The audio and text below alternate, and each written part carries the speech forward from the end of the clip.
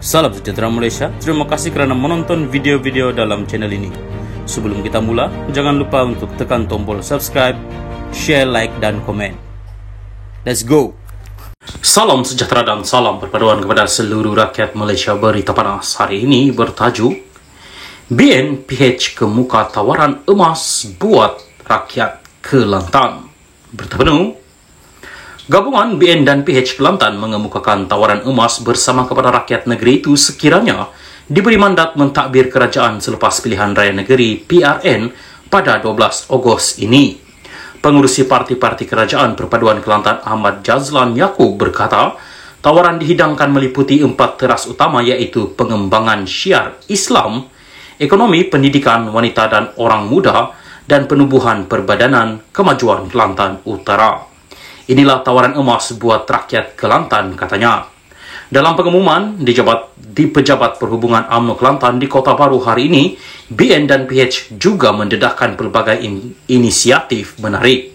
Antaranya, bantuan RM2,000 untuk perkahwinan kali pertama, penubuhan Kolej Universiti Tahfiz Al-Quran dan Sains, bantuan tahunan kepada institusi pondok berdaftar dan mewujudkan jawatan guru Al-Quran. Selain itu, BN dan PH juga menawarkan penghapusan tunggakan bil air Kelantan Sdn Bhd AKSB dan menurunkan caj permohonan bekalan air domestik. Menyedari hakikat masalah air di Kelantan membelenggu rakyat sejak sekian lama, kami akan mempertimbang melipat gandakan usaha memuli bekalan air pada tahap yang wajar dan memberi kelegaan awal kepada rakyat, kata Ahmad Jazlan. Selain itu, BN dan PH turut memberi tawaran melibatkan urusan tanah. Antaranya, potongan cukai premium dan pecah sempadan sehingga 50%, menambah kaki tangan di pejabat tanah dan jajahan serta mengkaji semula pemilikan dan pajakan tanah oleh syarikat swasta serta mengembalikan semula kepada rakyat. Dalam tawaran itu, BN dan PH Kelantan juga menjanjikan kemudahan parkir percuma di seluruh kawasan pihak berkuasa tempatan PBT seluruh Kelantan, juga menurunkan kadar cukai pintu dan potongan tunggakan sehingga 50% serta menaik taraf taman rekreasi dan pasar awam. BN dan PH juga akan melipat gandakan usaha memberi peluang pekerjaan kepada anak-anak Kelantan agar mereka dapat berkhidmat di negeri sendiri dan berada dekat dengan keluarga. Kita menyasarkan 20,000 peluang pekerjaan pelbagai sektor khusus dalam bidang pembuatan dan teknologi dalam tempoh 5 tahun akan datang, jelas Ahmad Jazlan yang juga pengurusi UMNO Kelantan. Tambahnya, bagi segmen pendidikan, wanita dan orang muda BN dan PH akan menyediakan bantuan one-off sebanyak RM3,000 kepada mereka yang berjaya melanjutkan pengajian di institusi pengajian tinggi IPT.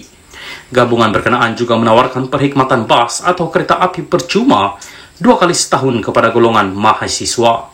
Kita juga tawarkan bantuan RM1,000 kepada ibu bersalin kali pertama, beasiswa tahunan RM300 kepada pelajar tingkatan 6 dan mewujudkan pusat rekreasi, sukan dan e-sukan selain padang bola sepak di setiap jajahan. Akhir sekali, kita berhasrat menubuhkan Perbadanan Kemajuan Kelantan Utara PKKU bagi membangunkan wilayah utara Kelantan dalam usaha membasmi kemiskinan dan membangunkan sosioekonomi rakyat, katanya. Ahmad Jazlan berkata, tawaran emas itu adalah peluang terbaik rakyat Kelantan untuk mengubah masa depan negeri selepas lebih 3 dekad berada di belakang berbanding negeri-negeri lain. Setelah kami mengadakan perbincangan secara teliti dan kita bersetuju untuk memperincikan perkara-perkara yang diputuskan bersama yang kita sifatkan sebagai tawaran kepada rakyat Kelantan bagi PRN kali ini. Saya dan rakan-rakan amat berharap dan merayu kepada rakyat sama ada bermastautin dan pengundi luar untuk sekian kakinya agar dapat memberi kepercayaan kepada kami untuk memimpin negeri Kelantan, katanya. Turut hadir pada sidang media hari ini ialah Timbalan Pengurusi UMNO Kelantan C. Fatimah C. Saleh, Pengarah PRN PH Kelantan Wan Abdullah dan Setiausaha BN Kelantan MD Alwi C. Ahmad. Sekian berita Salam Malaysia Madani. Salam sejahtera dan salam perpaduan kepada seluruh rakyat Malaysia. Berita panas hari ini dipetik daripada Malaysia Kini bertajuk Tak diundang, dihalau sertai ceramah PN, Dominic tetap senyum. Berita penuh, Bukan sahaja tidak diundang menyertai program ceramah Mega PN Best yang disertai Presiden PAS, Abdul Hadi Awang, malah rakan sekutunya, Dominic Lau, diminta meninggalkan program di Tasik Gelugo, Pulau Pinang malam tadi. Lau yang tetap hadir walaupun tanpa undangan bukan sahaja tidak diberikan layanan setaraf atau VIP, tetapi dianggap sebagai tetamu yang tidak diundang. Ketika pemimpin PN lain mengambil tempat di atas pentas, Lau bersama sekumpulan penyokong PN sekadar menunggu di tepi pentas. Semasa menantikan ketibaan Hadi, pemimpin gerakan itu disambut oleh Naib Presiden PAS Idris Ahmad yang merupakan antara penceramah pada ceramah tersebut. Bagaimanapun, ketika Idris hendak mengiringi Lau ke atas pentas Setiausaha PAS Pulau Pinang, Izuri Ibrahim menuju ke arahnya dan dengan tegas memberitahunya yang tidak diundang sila tunggu sini. Ada yang coba membantah, tetapi Izuri membalas, tak boleh, kamu pergi. Idris kemudian diiring ke atas pentas, manakala Lau sekadar memandang dan mengekalkan senyuman.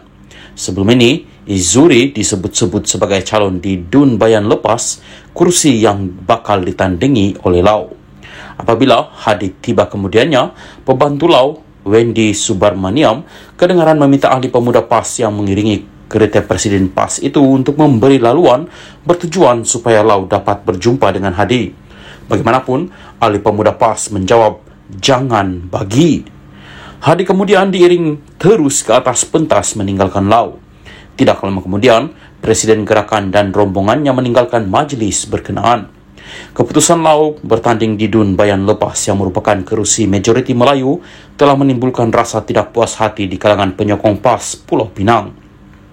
Sebelum hari penamaan calon, ahli PAS Bayan Lepas telah menggugut untuk memboikotnya.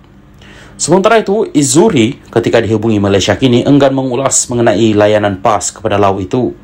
Berita harian pula memetik timbalan Presiden Gerakan Oh Tong Kiong sebagai mengesahkan bahawa parti itu tidak diundang untuk menghadiri program berkenaan.